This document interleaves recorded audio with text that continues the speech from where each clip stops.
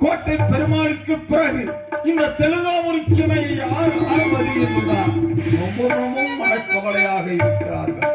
அதே நேரத்தில் அந்த நாராயணமூர்த்தி அந்த சக்தி தேவியும் இப்பொழுதுதான் இவ்வளவு வயதாகியும் மனது வைத்து இப்பொழுது நிறைமாத கற்பனையாக இருக்கிறார்.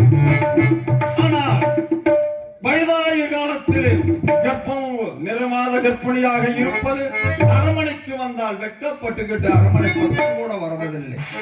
ஆகையினால்தான் யாராக இருந்தாலும் ஆண்டியாக இருந்தாலும் அரசனாக இருந்தாலும் தன்னுடைய மனைவி நிறைமாத கர்ப்பிணியாக இருக்கும் போது கட்டிய கணவன் அருகாமையில் இருக்க வேண்டும் என்று நினைப்பார். அதனால் தான் அமைச்சர் மற்றும் தெலுங்காவூர் சீமையை நகர சோதனைக்காக சென்றிருக்கிறார். அவர் இப்பொழுது அவர் வருகையில் எதிர்பார்த்துக் கொண்டிருக்கிறேன். யாருங்க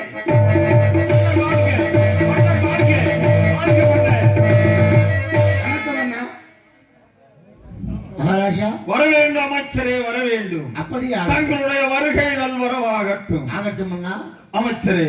வரும் பொருள் உரைத்தல் மந்திரிக்கு அழகு என்று சொல்வார். செங்கோல் பிடித்தல் மன்னருக்கு அழகு என்று சொல்லி சரியாக சொன்னீர்கள்.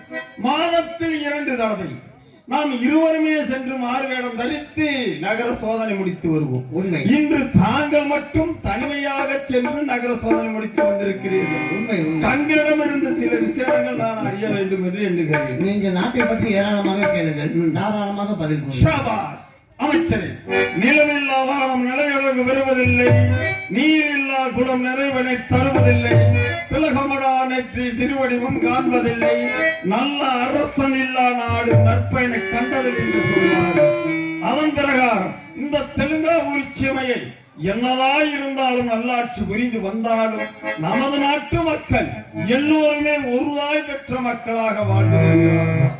அவர்களிடத்தில் ஏதாவது இனப்பற்று தெரிந்து வந்தீர்கள்? நமது நாட்டில் உள்ள மக்கள் அனைவரும் ஒரு தாய் ஈன்றெடுத்த குழந்தைகளாக வாழ்ந்து வருகிறார்கள், குறையில்லை. அப்படியா? கேட்பதற்கு மிக மிக சந்தோஷமாக இருக்கிறது. ஒன்றே குலம் ஒருவனே தேவன் என்று அனைத்து மக்களும் ஒன்றுபட்டு வாழ்ந்து விட்டால் ஒரு நாடு சிறப்பாக இருக்கும். அதனால் தான் நமது தெலுங்காவூர் சீமை நன்றாக இருக்கிறது, சிறப்பாக இருக்கிறது. அமைச்சரை திவிட்டாத அமுதமாய் செவிக்கிளிய வாசகமாய் அழகில் ஒரு சிகரமாய் அன்பில் ஒரு பொக்கிஷமாய் இப்படி அறம் என்று சொல்லப்பட்ட அன்னதானம், சொன்னதானம், கோதானம், பூதானம், வச்சிரானம், கன்னியதானம் இப்படி 32 தானங்களில் சிறந்தது ஒரு மனிதனுக்கு நிதானம். அந்த நிதானம் தவறாமல் நமது தெலுங்காவூர் சீமையில் எத்தனை தெய்வ ஆலயங்கள் இருக்குதோ அத்தனை தெய்வ ஆலயங்களுக்கு 6 கால பூஜை நல்ல முறையில் நடந்து வருகிறதா, இல்லை தெய்வ திருப்பணியில் ஏதாவது குறைபாடு தெரிந்து வந்தீர்களா? நம்ம நாட்டில் உள்ள ஆலயங்களில் 6 கால பூஜை சிறப்பான முறையில் நடந்து வருகிறது, குறையே இல்லை. அப்படியா? மிக்க மகிழ்ச்சி.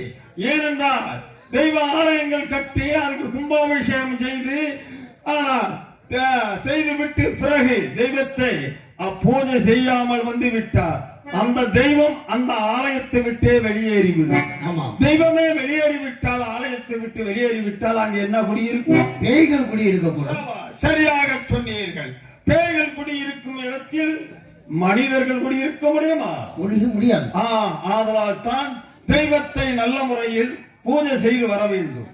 ஆகையினாலே அறம் காத்து குணம் காத்து அவைப்புலவர் நலம் காத்து நிலம் காத்து நிதா காத்து நிகழ்வுவர் மரம் காத்து குணம் காத்து குடிகளை நாம் காத்து வந்தாலும் நாம் தெலுங்காவூர் சீமையை முழுமையாக நகர சோதனை முடித்துத்தானே வந்திருக்கிறீர்கள். ஆமா.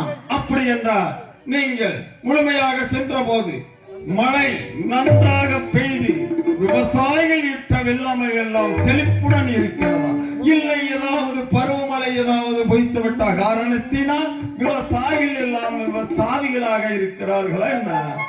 நம்ம நாட்டில் உள்ள விவசாய பெருமை மக்கள் சந்தோஷமாக இருக்கிறார்கள், குறையே இல்லை. அப்படியா? நாங்கள் சொல்வதை பார்த்தால் பார்க்கும் இடமெல்லாம் பசுமை நிறைந்த காட்சிகளாக கண்டு வந்திருக்கிறீர்கள் என்று சொல்லுங்க. ஆமாம் அண்ணா. சாபாஸ். அப்படி என்ன கூன் குருடு சப்பானி என்று சொல்லப்பட்ட அத்தனை பேர்களுக்கும் 6 மைலுக்கு ஒரு அன்னச்சத்திரம், 3 மைலுக்கு ஒரு தண்ணி பந்தல் முறைப்படி ஏற்படுத்தி கொடுத்திருக்கிறோம்.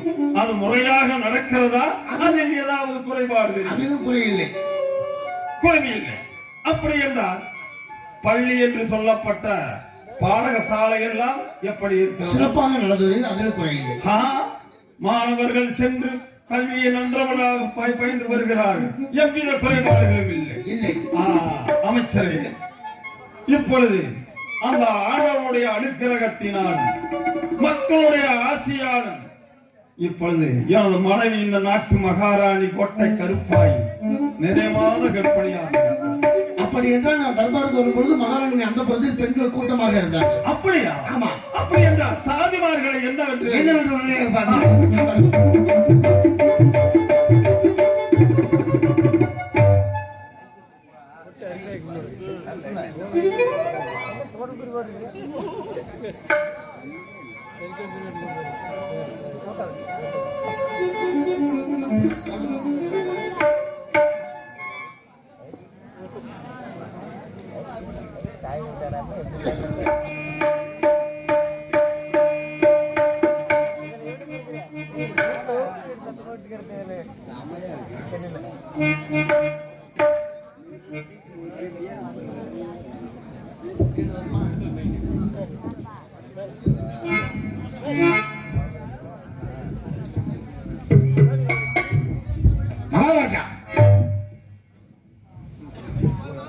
மகாராணி அம்மாவிற்கு குழந்தை பிறக்க தருணம் வந்து விட்டது.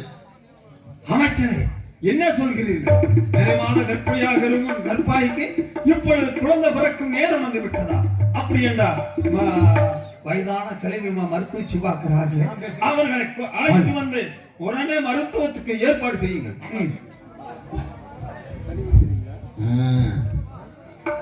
90 வயசு மருத்துவச்சி கிழவிக்கு. ஆனா கண்ணும் போச்சு, பல்லும் போச்சு, சொல்லும் போச்சு. ஆனா கிண்ணு இருக்கா. ஆனா அது சமாளிச்சோம்னா இன்னைக்கு 100க்கு ஜாவு இல்லை. பாட்டி பேரா ஏன்டா கூப்பிடுற? கூறுறேன் நான் சாவ போல கூப்பிடுறாங்க. எனக்கு கூப்பிடுற குஞ்சு பிடிச்சு போட்டாங்க. பாட்டி ஓ பாட்டி ஓ பாட்டின்னு கூப்பிடு. நான் உன்னைய வப்பாட்டின்னு கூப்பிடல. என்னடா சொல்றா? பாட்டின்னு தான் கூப்பிட்டேன். பாட்டியா? பாட்டி சொல்லுறா பேராண்டி. என்ன அரண்மனையில கும்பல பேரா புதுசா வந்திருக்கிறாரு. அங்கிட்டு இங்கிட்டு போங்க பாட்டை வந்திருக்கிறாரு. வந்து போடு போடுன்னு சொல்றாரு. என்னத்த? வெத்தலை பாக்கு. எனக்கு வயசாகி போச்சு, போட முடியல.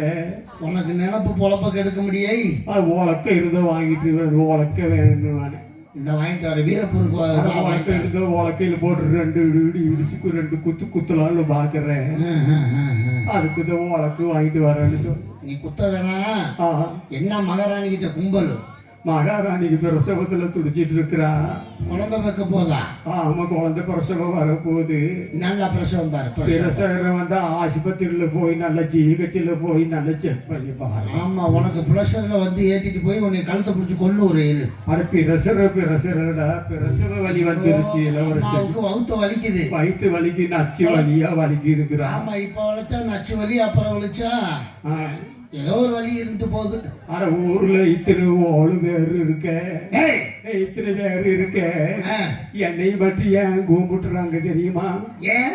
நான் கைராசி காரிடம் நான் போனேன். ஒரு ராசினே உலகத்துக்கே தெரியும். ராசி நல்ல முறையில் குழந்தை பிறக்குண்டா. நீ எத்தனை பேத்துக்கு நீ குழந்தை பார்த்துருக்க, பிரசவம் பார்த்துருக்க சொல்லு பார்க்கலாம். நான் யாராருக்கு பிரசவம் பார்த்து தெரியுமாடா? யாருக்கு பார்த்தேன்? நல்ல தேங்காய் இருக்குது. நல்ல தேங்காய். நல்ல தேங்காய் இல்ல, கெட்ட தேங்காய் இல்ல, நல்ல தங்காய். நல்ல தங்காய் இருக்கிறாள். நல்ல தங்காய். அந்த நல்ல தங்காளுக்கு நான் தாடா பிரசவம் பார்த்தேன். எத்தனை பிள்ளை பிறந்துச்சு? 7 பிள்ளை பிறந்து. எந்த நேரம் நீ பாத்தியோ அந்த அம்மா 7 பிள்ளையும் தீ கொண்டு கேணியில 7 பிள்ளை பிறந்துச்சா. கிணத்துக்குள்ள போட்டு 7 பிள்ளையும் கிணத்துல போட்டு செத்து போயிட்டான். நல்ல ராசிக்காரி நீ. ஒரு ராசிக்காரி 7 பிள்ளை பிறந்துச்சு. அந்த குடும்பம் எனக்கு கெட்டா போச்சு. 7 பிள்ளையும் அந்த குடும்பம் நாசமா போச்சு. அப்புறம் என்ன? பேராண்டி. அப்புறம் யாருக்கு பார்த்தேன்? அப்புறம் அந்த சந்தில மீதி இருக்கிறாள். சந்திலையும் மிதிக்க முடியாது, பொந்திலையும் மிதிக்க முடியாது. சந்திரமதி. ஆனா சந்திரமதியை தடா சொல்லு.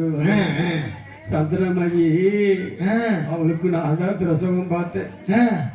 அரிசி தின்னி இருக்கிறாங்கல்ல, அரிசி தின்னி. அரிசி தின்னி இல்லையா? அரிச்சந்திரன். உனக்கு நுழையுது எனக்கு நுழைய மாட்டேங்குது. உனக்கு இந்த வயசுல நுழைஞ்சுன்னா செத்து போயிருவேன் பாத்துக்க. அது வேறாண்டி அதை சொல்லுவேன். வாயெல்லாம் அப்படியே வளருது, ஓடுது. அப்புறம் பல்லு போனா சொல்லு போய்